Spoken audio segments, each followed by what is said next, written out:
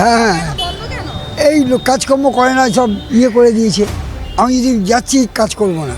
পরিবর্তনের আগেই এই ডেয়ারি কার্যত বন্ধ হয়ে গেছে। পশ্চিমবঙ্গ সরকারের দুগ্ধজাত যাবতীয় জিনিস এখান থেকেই উৎপাদিত হতো। Directorate of dairy development, Paschimbanga সরকারের দুগ্ধজাত যাবতীয় জিনিস এখান থেকেই উৎপাদিত হতো। পরিবর্তনের আগেই এই ডেয়ারি কার্যত বন্ধ হয়ে গেছে। বিগত 4 মাস ধরে উৎপাদন এই ডিরেক্টর অফ ডেয়ারি ডেভেলপমেন্টের সেন্ট্রাল ডেয়ারি থেকে বন্ধ হয়ে গেছে বলেই অভিযোগ উঠছে। কী কারণে তার সদুত্তর মিলছে না। কেউ বলছেন কিছু জিনিসের সাপ্লাই বন্ধ হয়ে যাওয়ার কারণেই বন্ধ হয়েছে এই সেন্ট্রাল ডেয়ারি।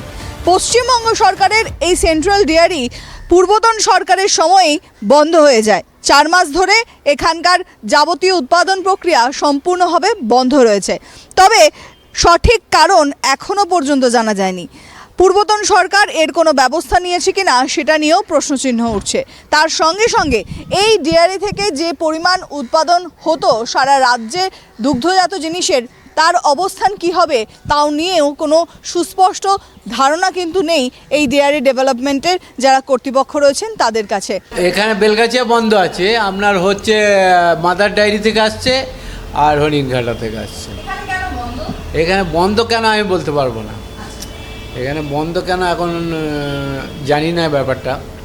বহু মানুষ এখানে কর্মসংস্থানের সঙ্গে যুক্ত ছিলেন, তাদের ভবিষ্যৎ কি সেটা নিয়েও কিন্তু প্রশ্ন উঠছে।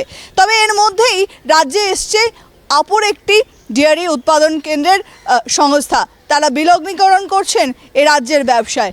সেক্ষেত্রে নিজেদের এই সেন্ট্রাল ডেয়ারি কবে খুলবেন পশ্চিমবঙ্গ সরকার, সেদিকেই প্রশ্ন তুলছি আমরা। ক্যামেরায় দীপক দাসের সঙ্গে শাশ্বতী রায়, দ্য কয়েন।